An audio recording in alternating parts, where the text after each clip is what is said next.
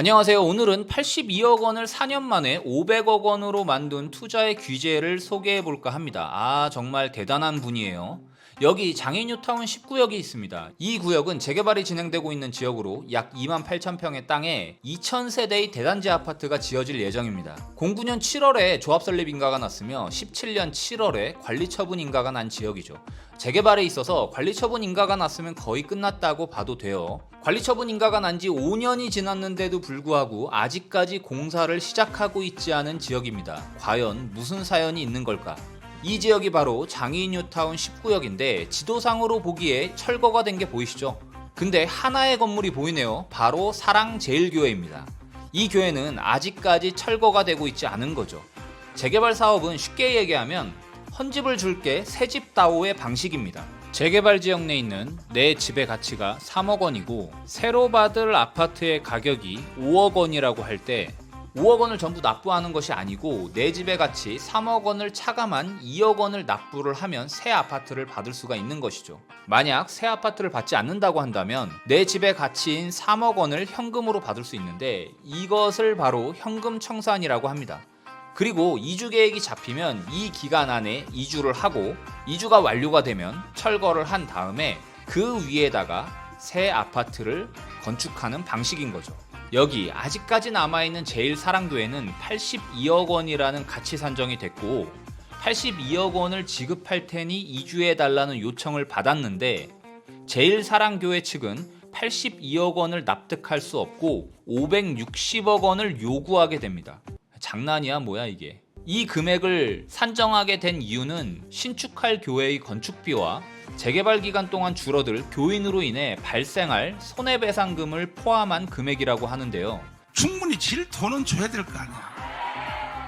그 보면 한 500억에서 한 700억 사이 정도만 질 수 있겠는데 이에 조합은 명도소송 1심에서 승소한 후 강제 철거에 나섰지만 사랑제일교회 측이 신도들을 동원해 결사항전을 해서 강제 철거가 실패했습니다.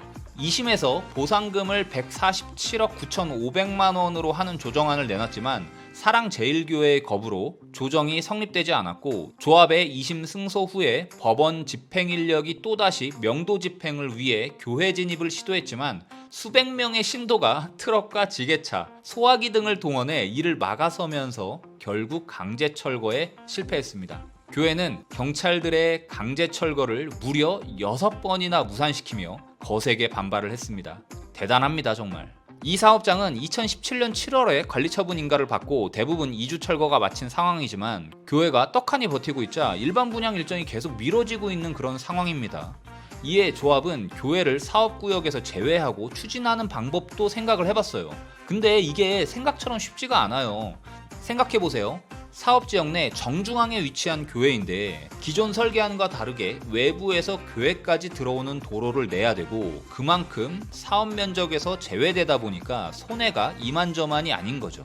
결국 조합은 교회를 제척하고 사업을 추진했을 경우로 타당성 조사를 실시를 했고 조합의 사업 손해액은 약 910억 원으로 추산이 됐습니다. 또한 재개발 사업은 절차법인데 사업구역 내 설계도 변경부터 지자체로부터 인허가를 다시 받아야 되기 때문에 약 2년가량의 사업이 지연될 것으로 판단이 됐죠. 그럼에도 불구하고 조합원들은 교회를 재척하는 쪽으로 선택을 했습니다. 이렇게 되면 교회 측도 이미 받아간 공탁금 85억 원을 뱉어내야 해서 기싸움이 팽팽했는데 결국 조합은 교회 자리를 빼고 재개발하기로 방향을 잡았고 교회 측이 받아간 보상금 85억 원을 돌려달라고 요구했습니다.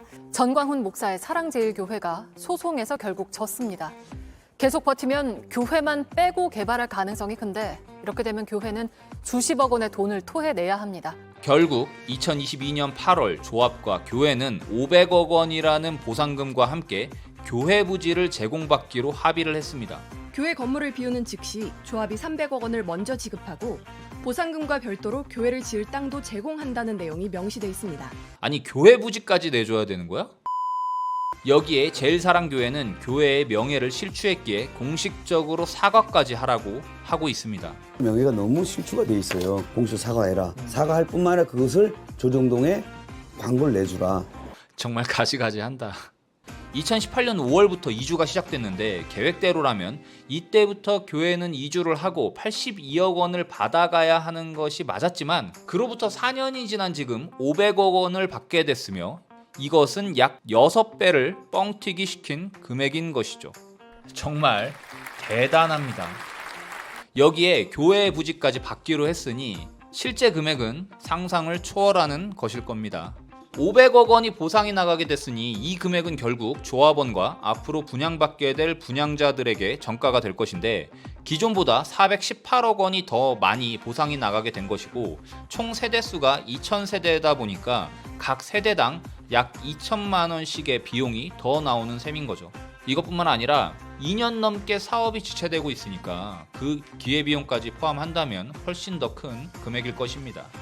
그럼 빠른 사업 진행을 위해 2018년 5월 일찍이 이주한 조합원은 무슨 죄인 거예요? 작년에 200만 원이 없어가지고 그렇게 피눈물을 흘리면서 이사를 며칠만이라도 몇 주만이라도 살집 좀 알아보고 기간 좀 달라고 그렇게 했던 분들은 도대체 이게 무슨 일이에요? 그리고 법원을 통해서 승소했는데도 불구하고 강제 집행을 막아내고 보란듯이 500억 원을 받아간다면 이 교회는 법 위에 있는 건가요? 그리고 교회 때문에 지금까지 사업이 지연이 되면서 조합원들이 피해를 받았는데 그거에 대한 손해배상을 청구할 수 있는 거 아닌가요? 무엇보다 선례가 남게 돼서 재개발 지역 내 교회가 있을 경우 더 큰 보상을 위해 악의적으로 이주를 하지 않아 사업이 지연되고 분양가가 올라갈 가능성이 커진 것이죠. 이 금액에 대해서는 과연 세금을 내는지는 모르겠다만 정말 대단한 투자의 규제인 것은 분명합니다.